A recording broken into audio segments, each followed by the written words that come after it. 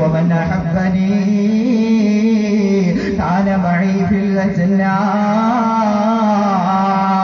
ആരെങ്കിലും എന്നെ ഇഷ്ടപ്പെട്ടു കഴിഞ്ഞാൽ, എന്നെ സ്നേഹിച്ചു കഴിഞ്ഞാൽ, എന്നെ പ്രണയിച്ചു കഴിഞ്ഞാൽ ഫഖദ് അഹബ്ബനി, എന്റെ സുന്നത്തിനെ ആരെങ്കിലും അനുധാവനം ചെയ്താൽ, ഞാൻ പഠിപ്പിച്ച കാര്യങ്ങൾ ആരെങ്കിലും ജീവിതത്തിലേക്ക് കൊണ്ടുവന്നാൽ അവൻ എന്നെ ഇഷ്ടപ്പെട്ടവനാണ്. ആരെങ്കിലും എന്നെ ഇഷ്ടപ്പെട്ടാലോ ഫഖദ് അഹബ്ബനി വമൻ അഹബ്ബനി കാന മഈ ഫിൽ ജന്ന. എന്നെ ഇഷ്ടപ്പെടുന്നവൻ എന്നോടൊപ്പം സ്വർഗത്തിലാണെന്ന് അല്ലാഹുവിന്റെ പ്രവാചകര് പഠിപ്പിക്കുമ്പോ, പ്രിയപ്പെട്ട സഹോദരങ്ങളെ, നാം ആരെയാ ഇഷ്ടപ്പെടുന്നത്, നാം ആരെയാ സ്നേഹിക്കുന്നത്? അല്ലാഹുവിന്റെ പ്രവാചകർ സല്ലല്ലാഹു അലൈഹി വസല്ലം തങ്ങളെ പഠിപ്പിക്കുകയാ. അല്ലാഹുവിന്റെ റസൂൽ സല്ലല്ലാഹു അലൈഹി വസല്ലം തങ്ങൾ പറഞ്ഞു തരികയാ. ഒരു സന്ദർഭത്തിൽ മഹദിയായ ആയിഷ ബീവി റളിയല്ലാഹു അൻഹ വല്ലാതെ പൊട്ടിക്കരയുന്നു. ആയിഷ ബീവി റളിയല്ലാഹു അൻഹ വല്ലാതെ കരയുന്നു.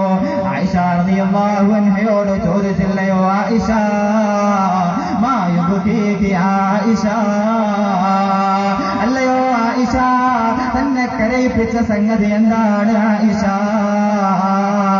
മഹദിയായ ഉമ്മുനാ ഉമ്മുൽ മുഅ്മിനീൻ ആയിഷ ബീവി റളിയല്ലാഹു അൻഹ പറയുകയാണ്, നബിയേ ദക്കറത്തുന്നാർ, ഞാൻ നരകത്തെ ഓർത്തു പോയി നബിയേ,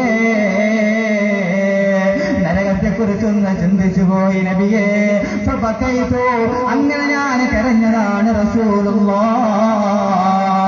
അല്ലാഹുവിന്റെ റസൂലിനോട് ആയിഷ ബീബി റളിയല്ലാഹു അൻഹ ചോദിക്കുകയാ, ഫഹൽ തദ്കുറൂന അഹ്ലീകും യൗമൽ ഖിയാമ. അല്ലാഹുവിന്റെ പ്രവാചകരെ, ഖിയാമത്ത് നാളാകുമ്പോ അങ്ങയുടെ സമുദായത്തെ അങ്ങൊന്ന് ഓർക്കുമോ നബിയേ? അങ്ങയുടെ കുടുംബക്കാരെ ഓർക്കുമോ നബിയേ? അല്ലാഹുവിന്റെ റസൂലിനോട് പറയുമ്പോ ലോകത്തിന്റെ നേതാവ് പറയുകയാണ്, ആയിഷ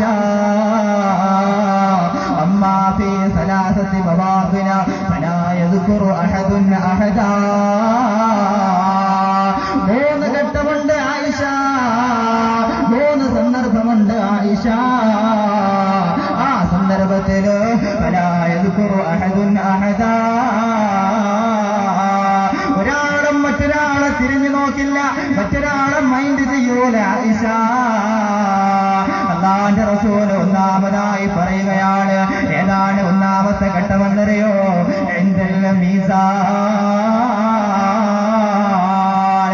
ഹബീബായ പ്രവാചകര് പറയുകയാണ്, അല്ലാഹുവിന്റെ റസൂൽ പഠിപ്പിക്കുകയാണ്, ഒന്നാമത്തെ ഇൻദൽ മീസാൻ, മീസാന്റെ ഘട്ടമാണ് ആയിഷ. ആ മീസാനിന്റെ തുലാസിന്റെ മുന്നിൽ ഓരോ മനുഷ്യരും നിൽക്കുമ്പോ വല്ലാതെ പ്രയാസത്തോടെ, വല്ലാത്ത വിഷമത്തോടെ, അല്ലാഹുവേ തമ്പുരാനെ,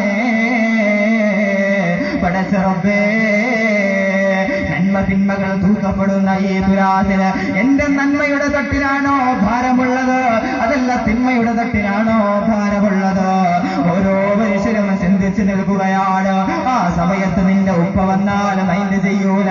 പ്രിയപ്പെട്ടവരെ, നമ്മെ വല്ലാതെ സ്നേഹിച്ച് വളർത്തിയെടുത്ത് നമ്മുടെ മാതാവ് വന്നാൽ പോലും മൈൻഡ് ചെയ്യൂല. നമ്മുടെ പ്രിയപ്പെട്ട ഭാര്യ വന്നാലും മൈൻഡ് ചെയ്യൂല. അല്ലാഹുവിന്റെ റസൂൽ പറയുകയാണ്, അവന്റെ നന്മയുടെ തട്ടിന് ഭാരമുണ്ടാകുന്നത് വരെ അവൻ മൈൻഡ് ചെയ്യുന്നതല്ല. രണ്ടാമത്തെ ഘട്ടം അതാ പറഞ്ഞു തരുന്നു, വഇൻദൽ കിതാബ്. രണ്ടാമത്തെ ഘട്ടം ഏതാണെന്നറിയോ ആയിഷ? രണ്ടാമത്തെ ഘട്ടം, രണ്ടാമത്തെ സന്ദർഭം ഏതാണെന്നറിയോ ആയിഷ? ഹബീബായ പ്രവാചകര് പറയുന്നു, അല്ലാഹുവിന്റെ റസൂല് പറയുകയാണ്, അത് കിതാബിന്റെ വേളയാണ്. നന്മ തിന്മകള് രേഖപ്പെടുത്തിയ കിതാബുണ്ടല്ലോ, ആ കിതാബ് നൽകപ്പെടുന്ന സമയമാണ്. ആ സമയത്ത് ഓരോ മനുഷ്യനും വിലപിച്ചു പോകുക, അല്ലാഹുവേ തമ്പുരാനെ, ആ കിതാബ് എനിക്ക് കിട്ടുന്നത് വലത് കൈയിലാണോ, അതല്ല ഇടത് കൈയിലാണോ, അതല്ല പിൻഭാഗത്തിലൂടെയാണോ? ഈ ദുനിയാവിലെ ജീവിച്ചപ്പോ ഒരുപാട് തെറ്റുകുറ്റങ്ങൾ ചെയ്തു പോയി, ഒരുപാട് അപരാധങ്ങൾ പ്രവർത്തിച്ചു പോയി. ആ സമയത്ത് വല്ലാതെ വിലപിക്കുമ്പോ പ്രിയപ്പെട്ട സഹോദരങ്ങളെ, ഒരാളും മൈൻഡ് ചെയ്യൂല. അവന്റെ വലത് കൈയിൽ കിട്ടുന്നത് വരെ അവൻ മൈൻഡ് ചെയ്യുന്നതല്ല.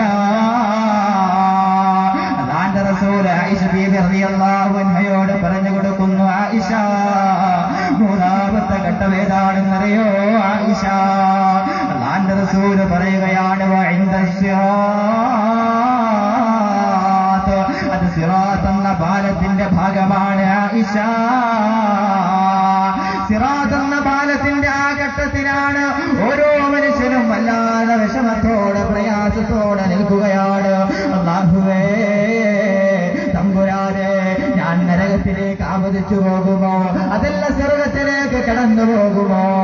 നൂലിനേക്കാൾ നേർമയുള്ള, മുടിയേക്കാൾ നേർമയുള്ള, വാളിനേക്കാൾ മൂർച്ചയുള്ള ആ സിറാത്ത് പാലത്തിലൂടെ ഓരോ മനുഷ്യരും കടന്നു പോകുന്ന സമയം അവിടെ നിൽക്കുമ്പോ വല്ലാതെ വിഷമിക്കുകയാണ്. ആ സിറാത്ത് പാലത്തിലൂടെ സ്വർഗത്തിൽ കടക്കുന്നത് വരെ